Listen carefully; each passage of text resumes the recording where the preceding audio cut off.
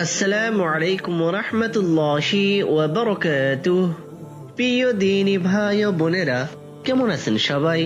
জি আলহামদুলিল্লাহ, আশা করি সকলেই ভালো আছেন।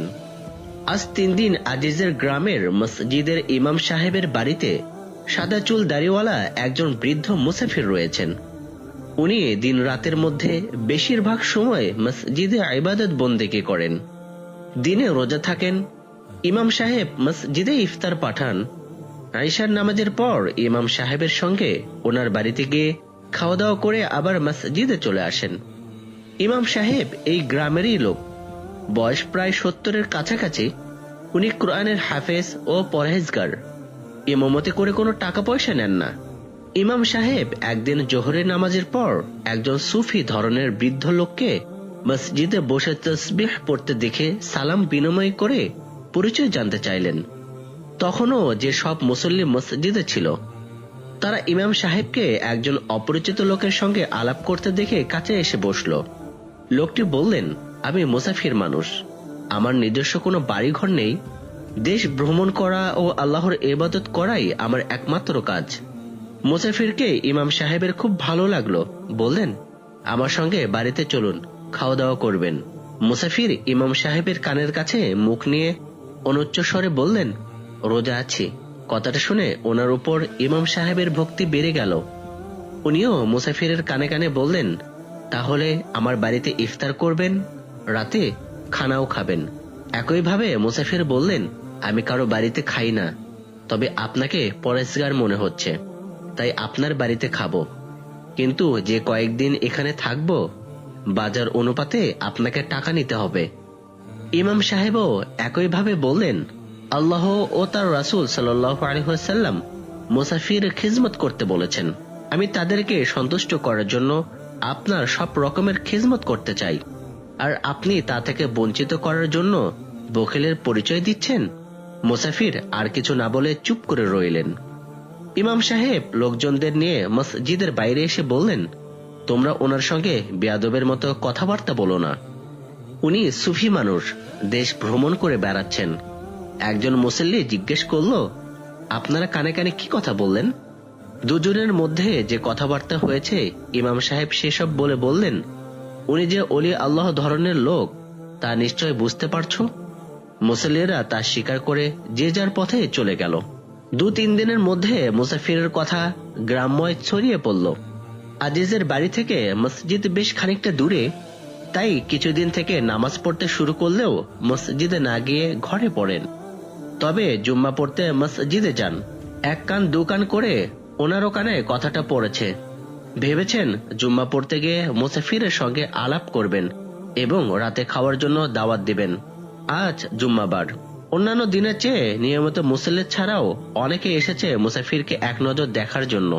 আজিজ ও তার ছেলেও এসেছেন। প্রতি জুম্মাবারে আজানের পর ইমাম সাহেব কিছুক্ষণ ওয়াজ করেন। আজ ওয়াজ করার শেষে বললেন, মুসাফির হয়তো 2-1 দিনের মধ্যে চলে যাবেন, তাই নামাজের পর আপনাদেরকে কিছু বলবেন, সবাই থাকবেন। নামাজের পর মুসাফির দাঁড়িয়ে প্রথমে সালাম দিলেন, তারপর আল্লাহর প্রশংসা ও রাসূল সাল্লাল্লাহু আলাইহি ওয়াসাল্লামের উপর কয়েক মর্তবা দরুদ পাঠ করে বললেন, আমি আল্লাহর এক নাদান বান্দা। আল্লাহর মেহেরবানি করে আমাকে কিছু ইলম হাসিল করিয়েছেন। আল্লাহ কালাম পাকে কালেমা, নামাজ, রোজা, হজ ও যাকাত যেমন ফরজ করেছেন, তেমনি যারা দ্বীনি ইলম হাসিল করেছেন তাদের উপরও ফরজ করেছেন। সেই দ্বীনি ইলম মানুষের মধ্যে ছড়িয়ে দেওয়ার এবং সৎ কাজের আদেশ ও অসৎ কাজে নিষেধ করার। সেই ফরজ আদায়ের জন্য আমি যেখানেই যাই সেখানে মানুষকে ধর্মের কথা জানিয়ে অসৎ কাজ করতে নিষেধ করি ও সৎ কাজ করার কথা বলি। আজকাল মাওলানা, হাফেজ ও সাধারণ লোকেরা সুন্নতি পোশাক হিসেবে লম্বা পিরান পরেন, যার ঝুল টাকনুর উপরে পড়ে, এমনকি টাকনুর নিচেও চলে যায়। এতে সুন্নাহ আদায় হয় না, বরং কঠিন গুনাহ হয়। কারণ পাজামা, লুঙ্গি ও পিরানের ঝুল পায়ের গোছ পর্যন্ত থাকা সুন্নাহ, আর টাকনুর উপর পর্যন্ত পাজামা, লুঙ্গি ও পিরানের ঝুল থাকলে জায়েজ হবে। যে কোনো পোশাক টাকনুর নিচে ঝুলিয়ে পড়লে মানুষের মনে অহংকার জন্মায়। অহংকার মুসলমানের জন্য হারাম। হাদিসে আছে, আমাদের নবী সাল্লাল্লাহু আলাইহি ওয়াসাল্লাম বলিয়াছেন, পায়ের গোড়ালির নিচে পাজামার যে অংশ ঝুলিতে থাকে উহা দোজখের অগ্নিতে অবস্থিত। এখন কেউ যদি বলেন আমি অহংকার বশত গোড়ালির নিচে ঝুলিয়ে কাপড় পরি না, তবে তাকে বলবো গোড়ালির উপরে কাপড়ের ঝুল রেখে পরে দেখুন আপনার মনের অবস্থা কি হয়। অনেক ইমাম সাহেব জামাতে নামাজ পড়ার সময় ইকমতের আগে মুসল্লিদের উদ্দেশ্যে বলেন সবাই গোড়ালির উপর কাপড়ের ঝুল তুলে নেন। মুসল্লিরা তাই করে থাকেন। ফলে মুসল্লিরা মনে করেন শুধু নামাজ পড়ার সময় গোড়ালির উপর কাপড়ের ঝুল থাকা দরকার, অন্য সময় দরকার নেই।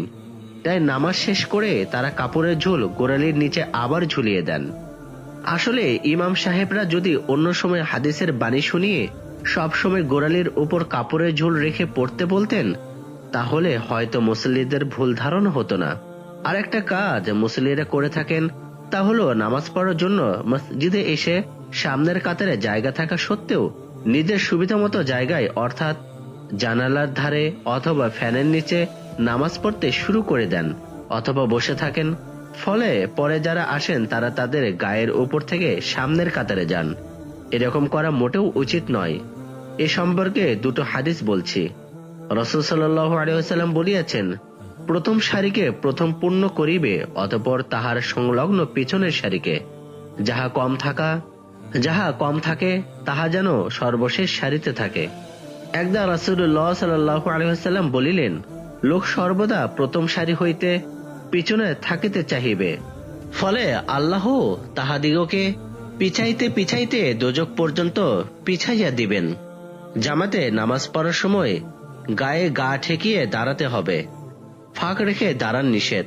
হাদিসে আছে রাসূলুল্লাহ সাল্লাল্লাহু আলাইহি ওয়াসাল্লাম বলেছেন, তোমরা সারিসমূহে পরস্পরে মিলিয়া মিশিয়া দাঁড়াইবে এবং উহাদিগকে নিকটে নিকটে রাখিবে। তোমাদের ঘাড় সমূহকে সমপর্যায়ে সোজা রাখিবে। সেই আল্লাহর শপথ যাহার হাতে আমার জীবন রইয়াছে, নিশ্চয়ই আমি শয়তানকে দেখি সে সারির ফাঁক সমূহে প্রবেশ করে যেন কালো ভেড়ার বাচ্চা। অনেকে জানে না যে গরমের জন্য হোক অথবা অহংকার বশত হোক গায়ে গা না ঠেকিয়ে ফাঁক রেখে দাঁড়ান, এটা উক্ত হাদিস মোতাবেক একেবারে উচিত নয়। এবার অন্য কথায় আসি।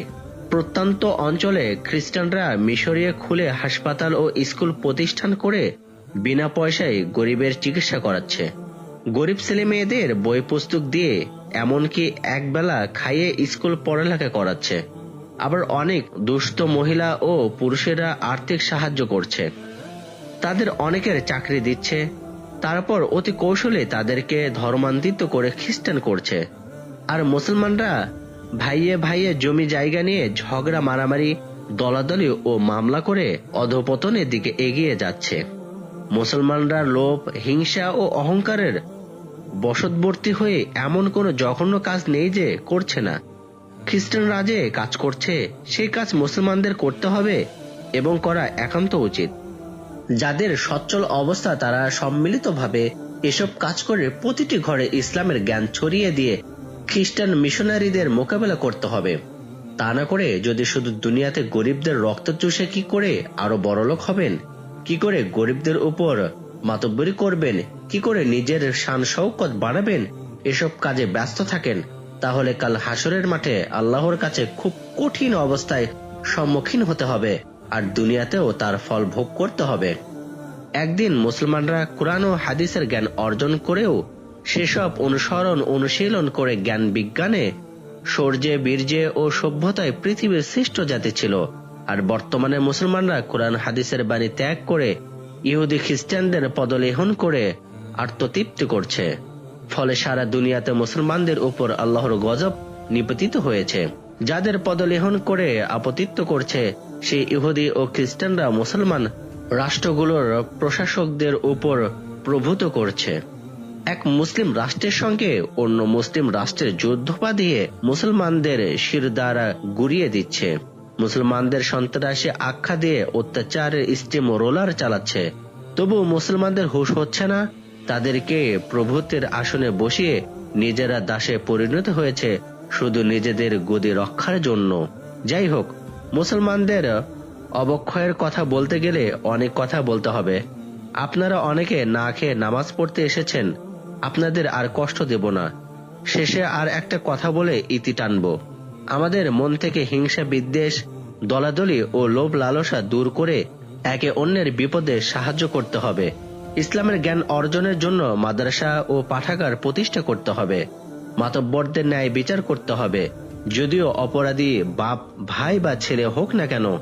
মনে রাখবেন, প্রতিটি কাজের জন্য সবাইকে হাসরের মাঠে আল্লাহর কাছে জবাবদিহি করতে হবে।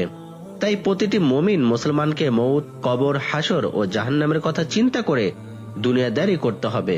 এসব কাজে মসজিদের ইমাম সাহেবদেরকে অগ্রভূমিকা নিতে হবে। যদি ওনারা মনে করেন বেতন নিয়ে শুধু নামাজ পড়াবেন আর মিলাদ পড়িয়ে ইনকাম করে সুখে দিন কাটাবেন, স্বাধীনভাবে দিনের হক কথা বললে মসজিদ কমিটির ছাঁটাই করে অন্য ইমাম রাখবেন, তাহলে বিরাট ভুল করবেন। কারণ এরকম মনে করলে আপনি আল্লাহর গোলাম না হয়ে মসজিদ কমিটির গোলাম হয়ে গেলেন। প্রায় দেখা যায় প্রতিটি মসজিদের কমিটির সদস্যগণের দ্বীনে ইলম নেই, তাই ওনারা কমজোর ইমানওয়ালা ইমাম সাহেবদেরকে গোলাম বানিয়ে রেখেছেন। ওইসব ইমাম সাহেবরা স্বাধীনভাবে দিনের কথা বলতে পারেন না চাকরি চলে যাওয়ার ভয়ে। সারা পৃথিবীতে মুসলমানদের অধপতনের অন্যতম প্রধান কারণ হলো তারা আল্লাহর গোলামি না করে দুনিয়াদারি হাসিলের জন্য শয়তানের গোলামি করছে। মনে রাখবেন, যারা আল্লাহর গোলামি পরিত্যাগ করে শয়তানের গোলামি করবে, কিছু দিনের জন্য তারা সুখ ভোগ করলেও অচিরে তাদের উপর দুনিয়াতে যেমন আল্লাহর নানা রকম বিপদ আপদ ও গজব নাজিল করবেন, তেমনি আখিরাতেও তাদেরকে জাহান্নামে দাখিল করবেন।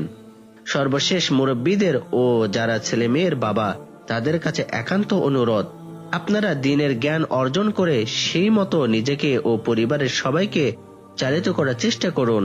আল্লাহ আমাদের সবাইকে দ্বীনকে বোঝার ও সেই মতো চলার তৌফিক দান করুন, আমিন। এবার আপনারা আসুন। মুসাফিরের ওয়াজ আজিজের মনে রেখাপাত করল। সবাই চলে যাওয়ার পর বললেন, আজ রাতে আমার বাড়িতে খাবেন, আর যে কয়েকদিন এখানে থাকবেন আমার বাড়িতেই থাকবেন। আপনার কাছ থেকে আরো মূল্যবান কথা শুনব। মুসাফির বললেন, মাফ করবেন, আমি কারো বাড়িতে খাই না। অপারক অবস্থায় খেলেও টাকা দিয়ে খাই।